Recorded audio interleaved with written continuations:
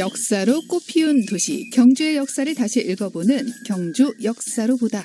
한국일보 김광원 기자와 함께합니다. 안녕하세요. 예, 안녕하십니까. 네, 많이 춥죠 오늘? 예, 좀 쌀쌀하네요. 이런 날씨 어떻게 커피를 드시나요? 아니면 뭐 쌍화탕 같은 이런 차를 드시나요? 저는 쌍화탕 쪽입니다. 아, 저도 그렇습니다. 네.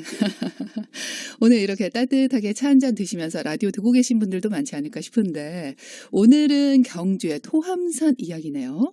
예, 먼저 커피 이야기로 좀 시작을 하겠습니다. 아, 커피. 네.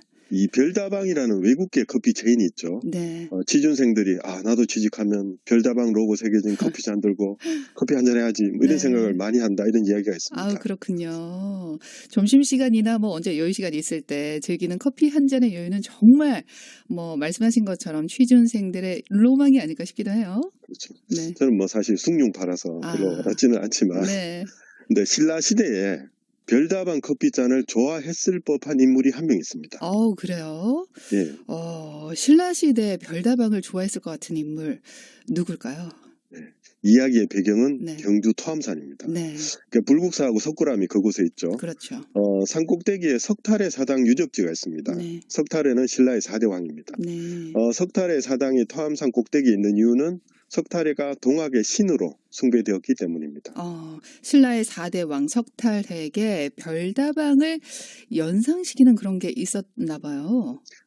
당대의 별다방컵 혹은 텀블러가 있었는데요. 네. 바로 각배입니다. 뿔잔이죠. 네. 각배. 뿔 모양의 잔인 거네요. 예, 그렇죠. 이 삼국유사의 뿔잔과 관련된 기록이 있습니다. 네. 석탈해가 토함산에 올라서 아래 사람한테 물을 떠오라고 이제 지시를 합니다. 네. 근데 하인이 물을 떠오다가 주인 몰래 한 모금 먼저 홀짝했습니다. 어머나. 그랬더니 네. 각배가 입에 붙어서 떨어지질 않았습니다. 그러니까 탈해가 화가 나서 하인을 꾸짖습니다. 네. 그래서 하인이 잘못을 뉘우치자 그제서야 입에 붙었던 각배가 떨어졌다 이렇게 전합니다. 이건 뭔가요? 하인의 무례로 발생한 사건인 건지 아니면 각배가 소중한 물건이어서 그랬는지는 뭐 모르겠지만 아무튼 석탈해가 이렇게 역정을 낸 걸 보면 사소한 사건은 아니었나 봐요. 저는 뭐 그 두 가지 해석이 모두 가능할 것 같습니다. 네. 각배가 이 소중한 물건이거든요. 네. 일단 각배의 고향은 서역입니다. 네. 기원전 2000년경에 처음 만들어졌다 이렇게 알려져 있습니다. 와.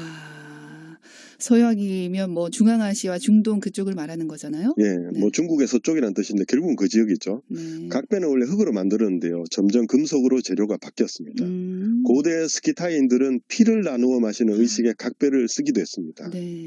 근데 각배의 가장 특별한 점은 뭐냐면 유목민의 유물이었다는 점입니다. 각배의 원래 용도는 마리에서 음료를 마시는 것이었습니다.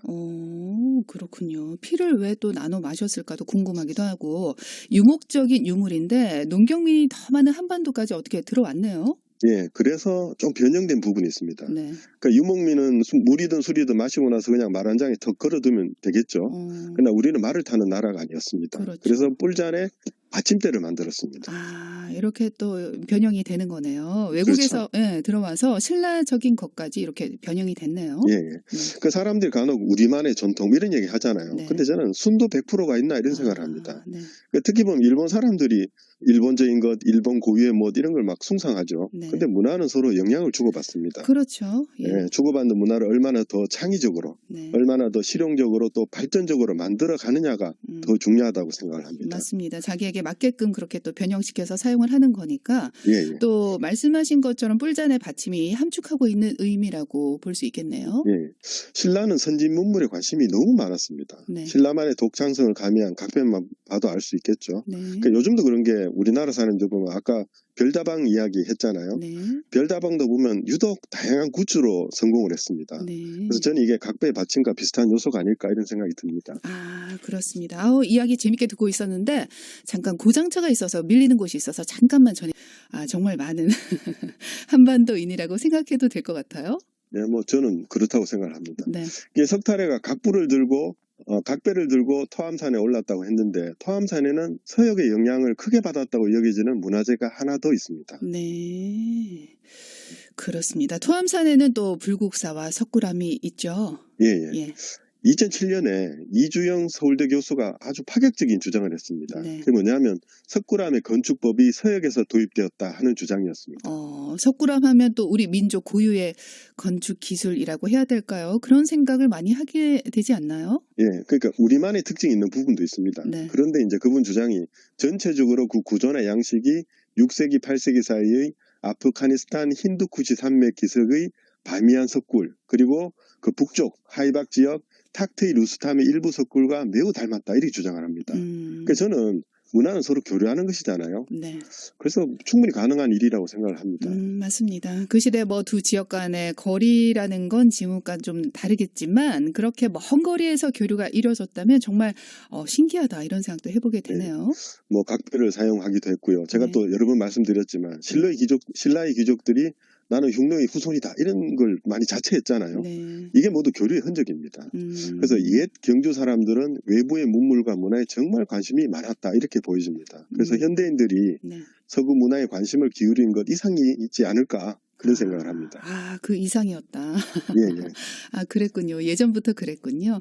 이렇게 별다방이 일상화된 요즘 사람들이나 또 신라시대 조상님들이나 외국 문화에 대한 호기심이랄까요? 뭐 그런 욕구는 비슷하구나 이런 생각 해보게 되네요. 예. 네. 그럼 저는 순수한 게 꼭 좋은 건가 하는 생각이 듭니다. 네. 문화든 뭐 경제든 너무 순수하면 갈라파고스가 된다고 하죠. 그 신라는 분명히 한없이 열린 세계였고요. 네. 그렇게 바깥과 교류하면서 힘을 키워갔고 네. 그것이 한반도의 역사의 한 획을 긋는 사업을 성공시킨 저력이 되었다, 그렇게 생각합니다. 그렇게 또 저력이 될 수 있는 거고 예, 바깥의 문물을 활발하게 이렇게 받아들이는 것도 하나의 전통이라고 할 수 있겠구나 이런 생각도 해보게 되고 또 경주에 뿌리를 내렸던 신라라는 나라가 점점 더 궁금해지고 기대가 되고 그렇습니다. 오늘은 또 어떤 노래 같이 들어볼까요? 시작할 때 커피 이야기를 했는데 네. 커피 노래가 좋을 것 같습니다. 예. 펄시스티즈의 커피 한 잔 같이 들었으면 합니다. 예, 같이 듣도록 하겠습니다. 지금까지 한국일보 김광원 기자가 전해준 경주 역사로 보다 함께했습니다. 감사합니다. 예, 감사합니다. 네, 펄 시스터즈입니다. 커피 한 잔.